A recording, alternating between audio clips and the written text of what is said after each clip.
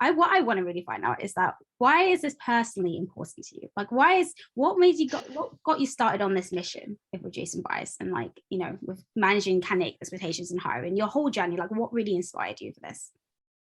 Well, so for 10 years prior to this, I was actually in recruitment myself. So I very much worked in a culture where the incentive was based around placing as many people into a job as possible. And, you know, in-house recruitment, the incentives aren't quite the same as agency recruitment, but there is still a lot of focus on metrics and numbers and fill rates and things like that. Now, what I'm not saying is that recruiters are deliberately trying to mislead candidates, but over highlighting the good points and maybe downplaying points about their organization. Yeah, I think that happens quite consistently across a lot of organizations. So what we're trying to do here is standardize it so that every candidate goes through the same process. They have a real transparency as to what the role involves. There's no difference between how it's been communicated to them from hiring managers or recruiters, or certainly at least the assessment blanket covers a lot of that kind of expectation gap that could occur.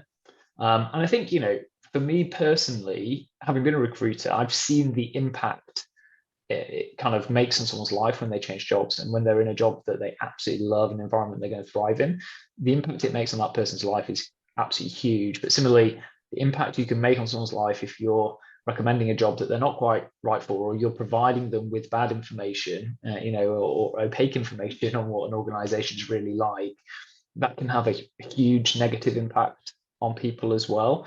And for me, that was, you know, something I've obviously seen and witnessed firsthand, and that's why you know, when we came to develop this business, it was all about, well, look, if we're going to do assessments, let's do them differently. Let's not be abstract. Let's be really transparent, and let's push companies to tell a real story. And that's what matters to me.